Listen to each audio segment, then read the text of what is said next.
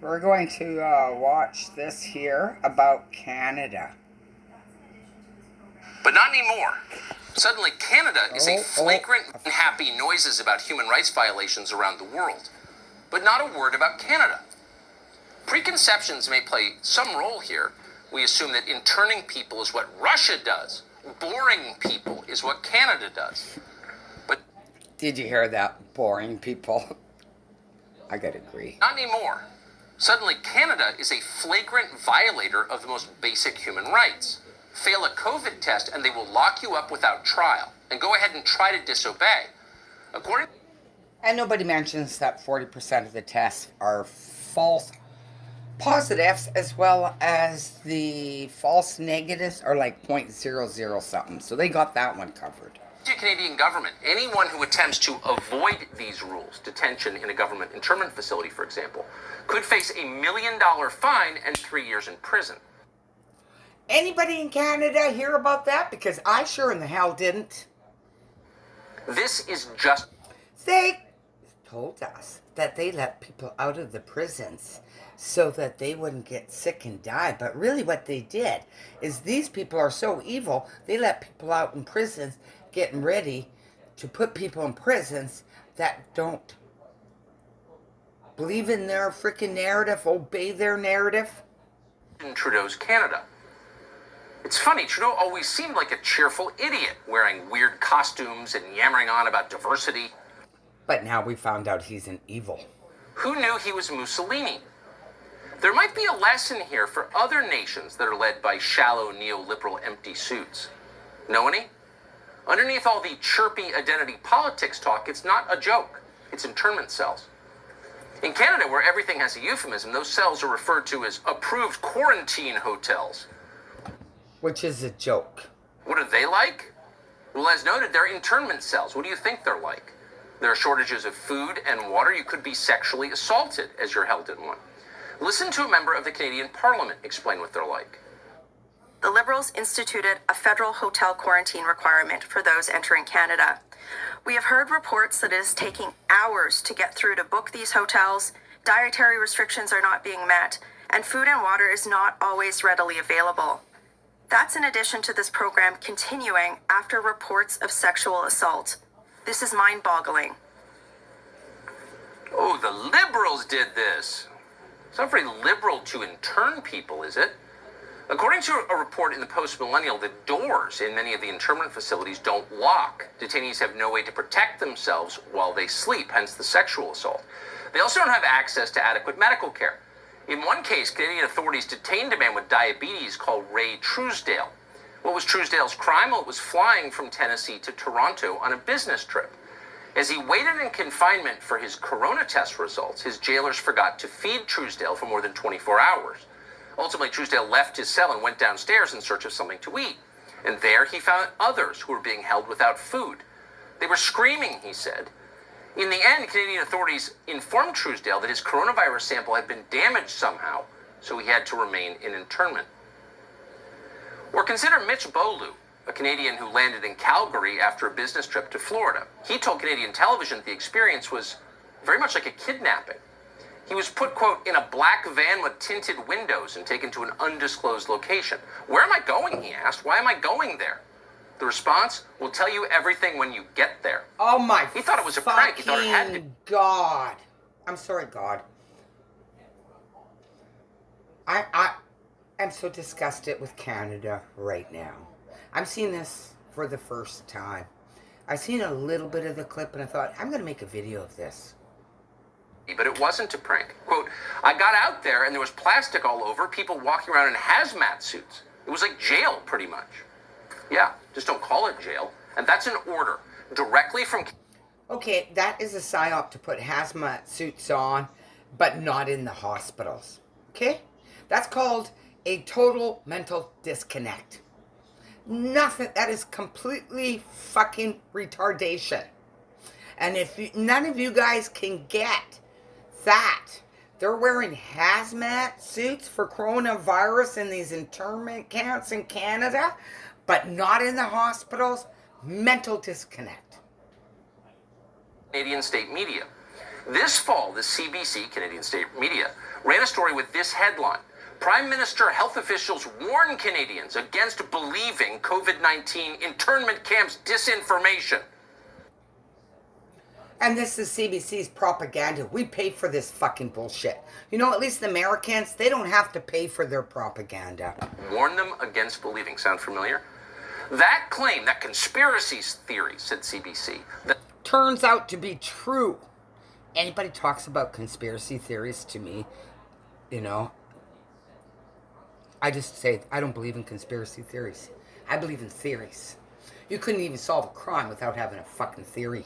the federal government is preparing to And quite frankly, we have big crimes in Canada to solve, perpetrated by our medical peoples and our politicians. forcibly intern Canadians is patently false. The CBC assured Canadians the government was preparing, quote, voluntary quarantine sites.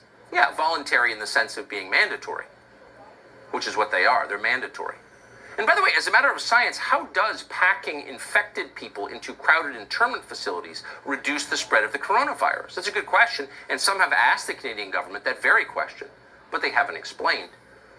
We do know True evil would do that. They know what they're doing. This is beyond idiotic, beyond being stupid.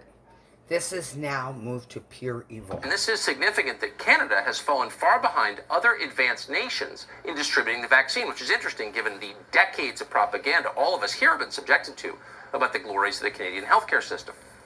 According to Andrea Taylor, who recently I've had a nightmare in the health system so bad that I will never get over my medical malpractice ever in my life.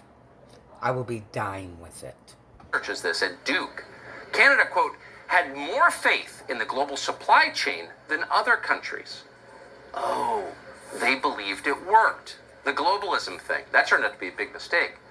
But rather than admit that globalist stupidity is why they can't get vaccines to their population, Justin Trudeau has decided to punish his own citizens. It's his fault, and the population gets punished. Do you recognize that impulse? Does it look familiar to you? It should, because neoliberalism is always the same, no matter where you find it. What's so interesting is that Canada's new rules apply only to COVID patients. Other transmissible diseases are exempt. People with AIDS aren't being sent to internment facilities, thank God. No one's tried that since Fidel Castro did it in the 1980s. Drug-resistant tuberculosis is fine too. That's a real problem, but not in Canada. Only COVID, a disease with a 98% survival rate. Weirdly, too, and you may recognize this as well, at the same moment they're clamping down on travel by their own citizens, the Canadian government has announced plans to admit 400,000 new permanent residents from other countries over the next 8 months. And by the way, that number will increase. So what I got to say is I found 14,000 extra deaths in Canada, and that doesn't make sense to me because we had over 350,000 live births and about 350,000 new migrants come to Canada. So none of this made sense in the death statistics of Canada. You cannot see that there was a reason to bankrupt many Canadians, that there was a reason to have fear porn, to give people heart attacks and make them commit suicide.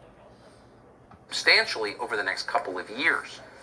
None of those people, those immigrants from the third world, will be forcibly quarantined in Canada. We're not calling for them to be, but it's interesting, the difference. They won't be arrested. In fact, they'll be rewarded because they're not citizens. Only the citizens are punished. Back in November, Justin Trudeau admitted what's going on here. So, if you come a new citizen to Canada, you don't have to go to our internment camp. Wow. It's not about coronavirus, stopping the virus, saving lives. No. This pandemic, he said, is an opportunity to permanently change Western civilization. This pandemic has provided an opportunity for a reset. This is our chance to accelerate our pre-pandemic efforts to reimagine. This was also... I'm sorry, honey, that's Trudeau on my thing. I'm sorry. I'm just going to put him on for a few more seconds. That's it. Okay, so... he's not the only one. The whole royal family has come out in the UK wanting a a reset. and economic systems that actually almost address done. You'll global be okay. challenges like extreme poverty, inequality, and climate change. The Great Reset. And we don't want to give Justin Trudeau too much credit. He may be sinister, but he's not smart. It's not like he thought that phrase up. No, he took it from his role models in this country. At a forum hosted by the World Economic Forum in mid-November, John Kerry, our new... He stole that coin terminology, Build Back Better, from the Americans too. And the one that he complained about, Trump. climate czar, laid it out. Yes, he said, the Great Reset will happen. And I think it will happen with greater speed and with greater intensity than a lot of people might imagine. In effect, the citizens of the United States have just done a great reset. We've done a great reset, and it was a record level of voting. We're at the dawn of an extremely exciting time. Has it been extremely exciting for you? Has it been extremely exciting for most Americans as the people in charge mismanage this country all the way to the brink? No, it probably hasn't been. It's been a sad time for most people. But for power-mad leaders hoping to eliminate centuries of constitutional restraints on their own ambitions, it is indeed an exciting time. Could what is happening in Canada happen here? That's the question. That's the whole point of this segment. You might not think so. We don't need internment cells here because, unlike Canada, we have the vaccine and we're distributing it to tens of millions of people. And once you're vaccinated, you can live normally. That's the whole point of getting vaccinated. But then you wonder, if that's true, why are Joe Biden and Kamala Harris still wearing their silly little obedience masks everywhere they go? They've been vaccinated, so is everyone around them. So why the masks? Why the restrictions? What exactly is going on here? We know it's not science, we know that for certain. According to the CDC, once you are vaccinated, of course, you don't need a mask anymore. We can kind of almost see the end. We're vaccinating so very fast. Our data from the CDC today suggests, that vaccinated people do not carry the virus, don't get sick, and that it's not just in the clinical trials, but it's also in real-world data. Well, we hope vaccinated people don't carry the virus. Otherwise, why are we getting all these vaccines? What's the point? Turns out the real-world data confirms common sense. Once you get the vaccine, you don't need a mask. That's a Biden employee. So why is everyone still wearing it? Why are people with vaccinations walking alone outside with masks on? Why are Joe Biden and Kamala Harris wearing masks? Sincere question. You'd think our media... I've been asking that question. You know, I didn't predict this part of... I predicted most of this virus, but I did not predict this simple retardation of wearing a mask. I did think it was a mask ritual because they don't work. And if they hold 40% of the COVID on the outside and people can't keep their hands from their face holes off their mask or whatever, then they'd be spreading it more. So a lot of this doesn't make sense. But ask that once in a while, but they're not. They're asking very different questions in the other direction. In fact, they're heckling members of the opposition political party, people who've been vaccinated, and demanding that despite the vaccination, they put their masks back on. Putting a mask on for us? Yeah, when I'm talking to the TV camera, I'm not going to wear a mask, and all of us have been immunized, so... Please make us feel better. You're welcome to step away if you like. The whole point of a vaccine, CDC guidance, is what we're following. The whole point of the vaccine, as if we needed to be reminded. We do, because we've lost sight of that. That's what the science said. We'd feel so much more comfortable if you put your mask back on. Anyway, today's Sunday, and there's not much to do. But, that makes me madder than hell at fucking Canada, communist Canada. That's what that does.